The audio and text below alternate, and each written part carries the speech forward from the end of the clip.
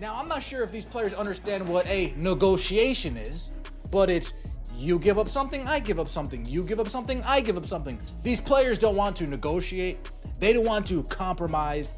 They want it their way. Shout out to Burger King. Have it your way? Yeah, they want it their way. Like the video, comment, and subscribe. Let's get right into it. Alexa Filippo. Look, that's not a negotiation. It's a straight-up demand. What we're seeing right now is the WNBA Players Association basically holding the entire league hostage.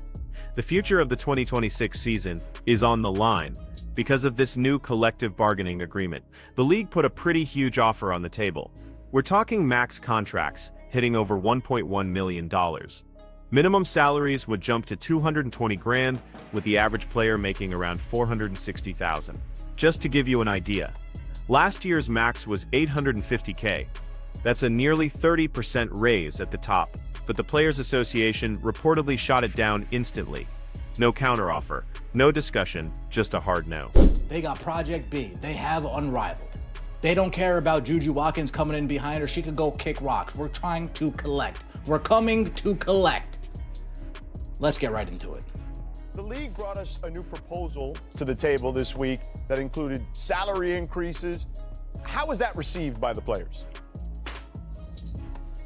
Well, George, I'm hearing that the players and the WNBPA do not feel like this proposal moves things forward.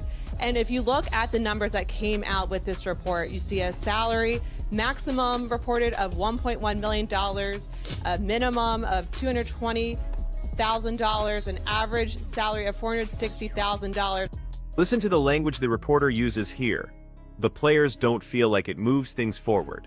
That's a really interesting way to put it. I mean, going from an $850,000 max to over $1 million sounds like moving forward to most people. But here's what's really going on. The Players Association is saying that unless the deal includes their specific revenue sharing model, which is a 50-50 split just like the NBA, then it's not progress. That's not a starting point for a talk, that's an ultimatum.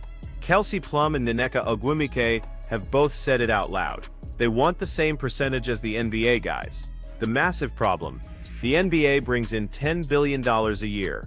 The WNBA has literally never made a profit. It's been subsidized by the NBA for its entire 27-year history. Alexa, do we know what that revenue share would look like?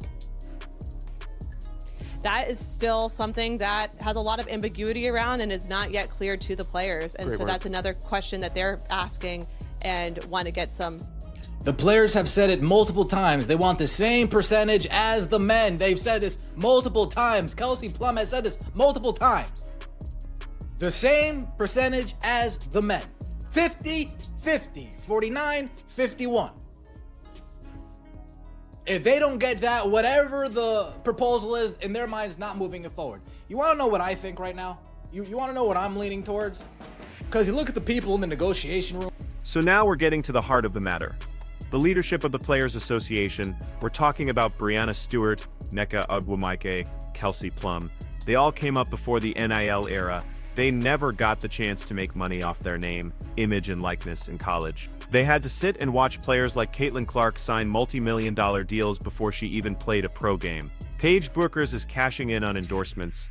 Angel Reese built a huge brand in college that set her up financially. Juju Watkins is already a sophomore at USC, and she's locking down generational wealth. The current PA leadership missed all of that. They went from college to making maybe $60,000 as a rookie, flying commercial, and playing in half-empty arenas. Now they see these rookies walk in with financial security they never dreamed of. And it feels like they want back pay for building the league to this point. I'll tell you this right now.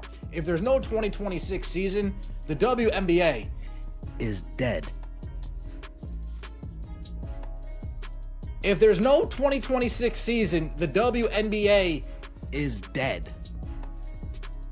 Yeah, I'm sure some people will say, oh, I'll watch Project B. No, you won't. Not at the level that you'd watch the WNBA. Oh, I'll watch it. No, you won't. Did you watch Diana Taurasi when she played in Russia? No, exactly. Did you watch all these other greats when they played overseas? No, my point. And this is where things get really dangerous for the league's future. If the 2026 season doesn't happen because these talks fall apart, the WNBA doesn't just take a break, it could actually die. All the incredible momentum from this season, the whole Caitlin Clark effect, the record-breaking TV ratings, all of it just vanishes. Fans don't stick around waiting for labor disputes to get sorted out. They find something else to watch.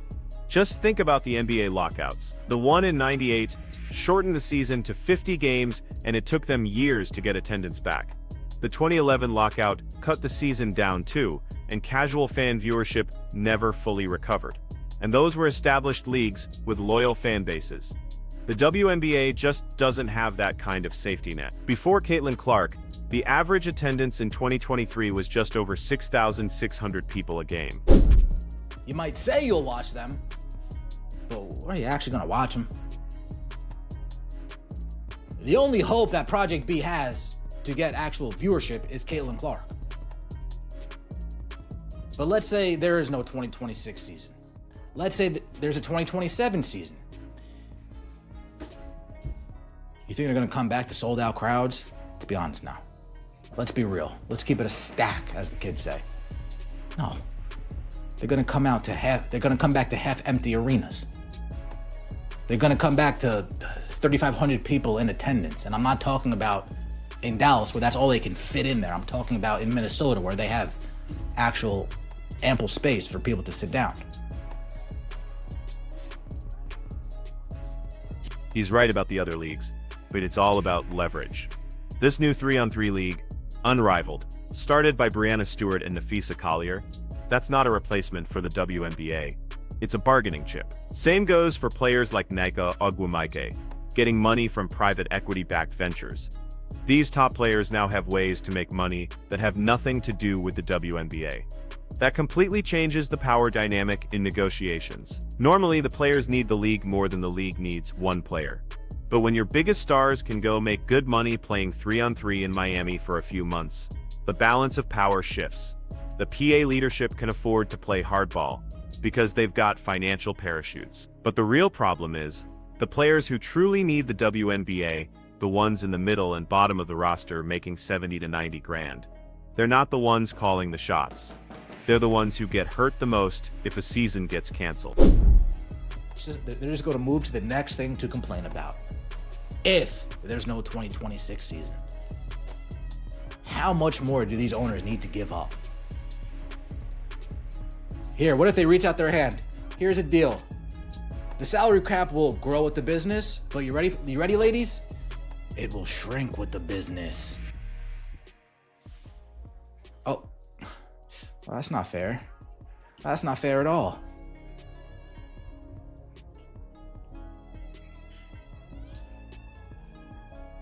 WNBA Players Association is getting ridiculous.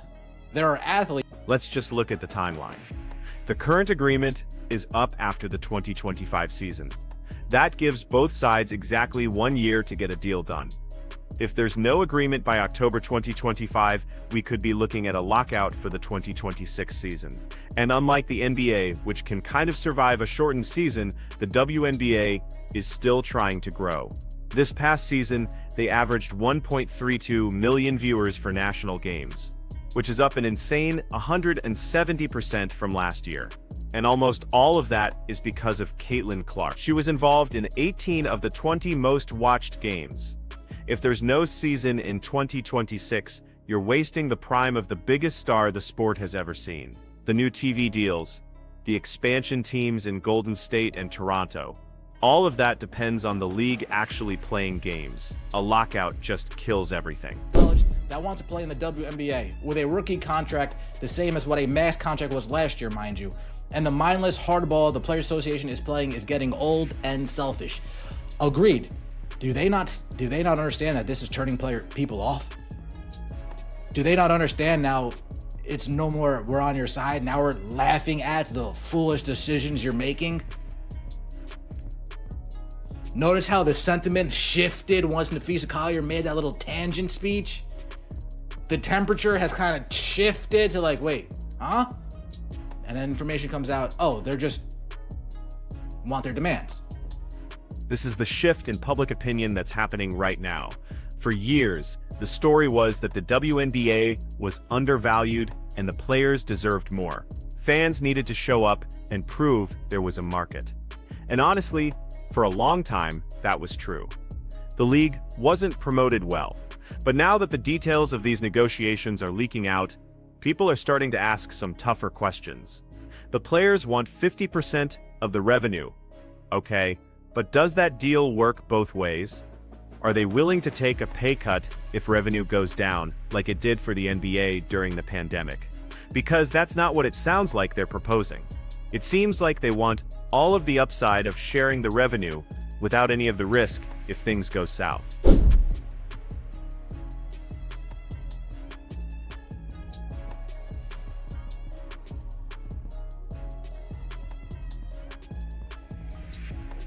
They play 44 regular season games, a part-time career, but that's not good enough for them considering most of the league is unwatchable and the players are mediocre, besides the top 10 players. The most entitled group of women I've ever seen, so greedy, and they've never turned a profit. Nasty, nasty, nasty work. Let me know your thoughts in the comment section below. Here's the part nobody really talks about. The WNBA plays a 40-game season over 4 months. The NBA plays 82 games over 6 months, not even counting a longer playoff run. So they're asking for a similar revenue share for about half the workload. You can argue they should play more games, and that's a fair point. But for most teams, adding more games just means losing more money. The Indiana Fever sold out because of Caitlin Clark, but the Dallas Wings were only getting about 4,200 fans a game. Why would they want to add more home games? The PA wants to get paid like the NBA, but the NBA's revenue comes from a product people pay huge money for. The average NBA ticket is almost $100, the WNBA's is under $50. The NBA's TV deal is worth $76 billion. The WNBA's new deal is around $200 million a year. The players want NBA-level sharing, but the revenue just isn't there. And their response is basically, pay us what we think we're worth, and the money will follow. That's just not how business works. You get paid based on what a business is making now, not what you hope it will make someday. And what's really happening is the PA leadership can afford to risk the 2026 season because they have other ways to make money. But the rookies and the players on minimum deals, they're the ones who will pay the price. The owners have upped their offer, but they're not going to sign a deal that could bankrupt the league if the Caitlin Clark boom fizzles out. So it's a game of chicken. The players are betting the growth is permanent, and the owners are betting it's temporary. The question is, who blinks first? Because if no one does, there won't be a 2026 season to fight over. And the WNBA could just become a cautionary tale.